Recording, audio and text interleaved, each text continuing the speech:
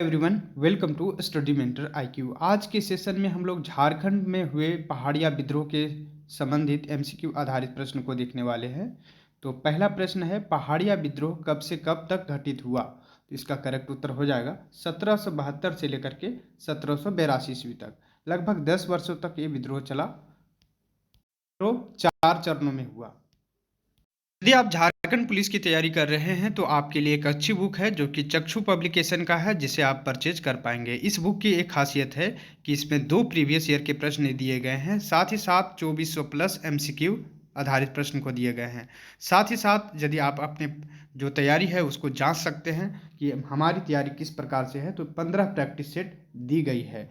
तो पूरे सिलेबस के आधार पर इस बुक को तैयार किया गया है। यदि इस बुक को आप परचेज करना चाहते हैं तो लिंक डिस्क्रिप्टिव बॉक्स में डाल दिया गया है, वहाँ से इस बुक को आप ऑनलाइन माध्यम से खरीद पाएंगे और अपनी तैयारी को बूस्ट कर सकते हैं।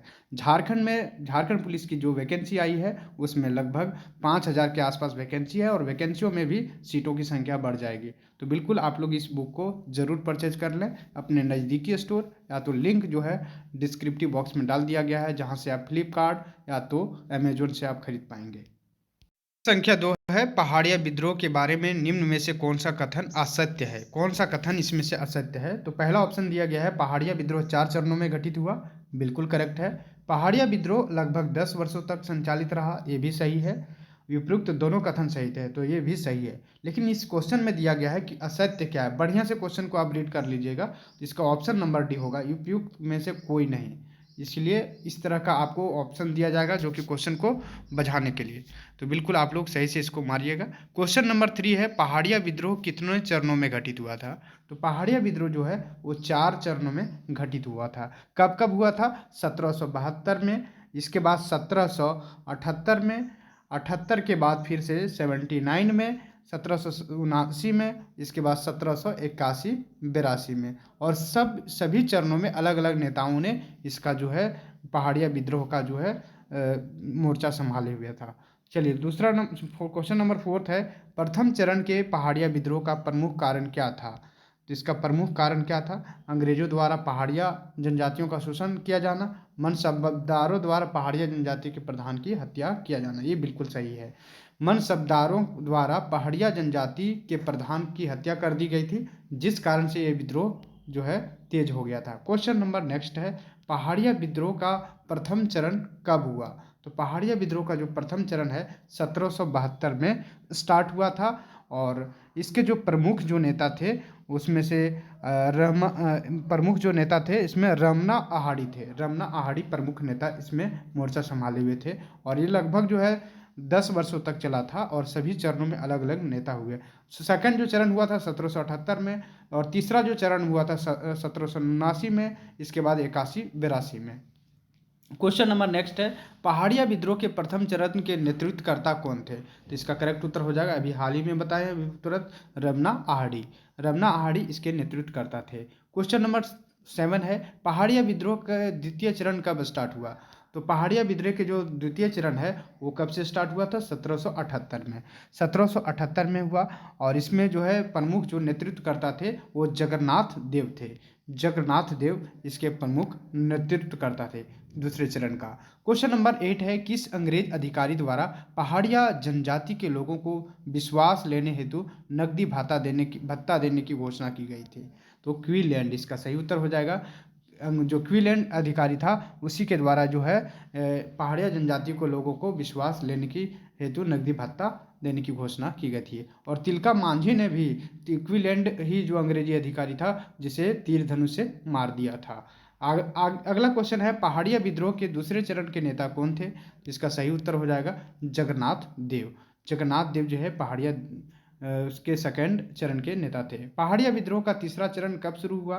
तो पहाड़िया विद्रोह का जो तीसरा चरण हुआ स्टार्ट, वो 1779 ईस्वी में स्टार्ट हो गया था। 1779 में ये तीसरा चरण हुआ था।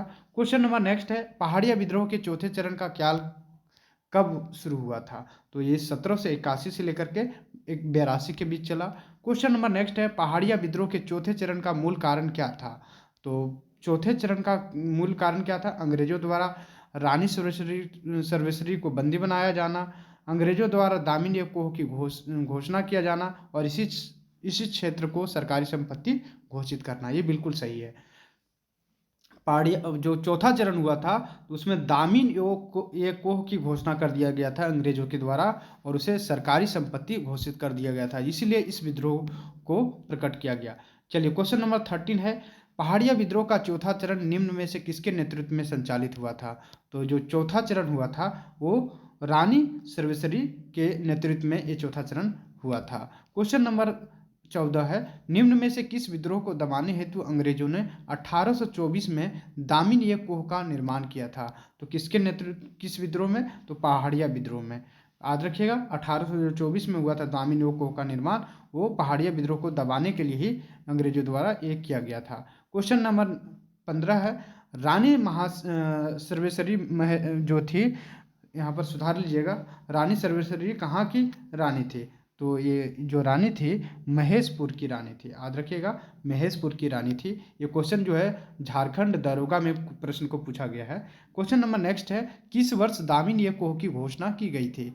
तो किस वर्ष की गई थी? 1824 ईस्वी में की गई थी, याद रखिएगा। क्वेश्चन नंबर नेक्स्ट है और ये लास्ट क्वेश्चन है, दामिनी कोह के क्षेत्र में 1790 से लेकर के 1810 के बीच अंग्रेजों ने किस जनजाति के लोगों को आश्रय दिया? तो इसका करेक्ट उत्तर क्या हो जाएगा? आपका संथाल जनजाति को। दामिनी कोह क्षेत्र में 1790 से 1810 के बीच अंग्रेजों ने संथाल जनजाति के लोगों को आश्रय दिया था। ये आपका टोटल क्वेश्चन हो गया 17 और इतना ही क्वेश्चन है और इससे जितने भी एमसीक्यू क्वेश्चन बनेंगे सारे क्वेश्चन को हमने उठा लिया है और इससे अधिक क्वेश्चन नहीं पूछा जा सकता है पहाड़िया जनजाति से। तो लगभग हम सभी क्वेश्चन को कवर करते जा रहे हैं। वीडियो को आप शुरू से अंत तक जरूर देखें यदि आप झारखंड सचिवालय झारखंड लोक सेवा आयोग की तैयारी कर रहे हैं।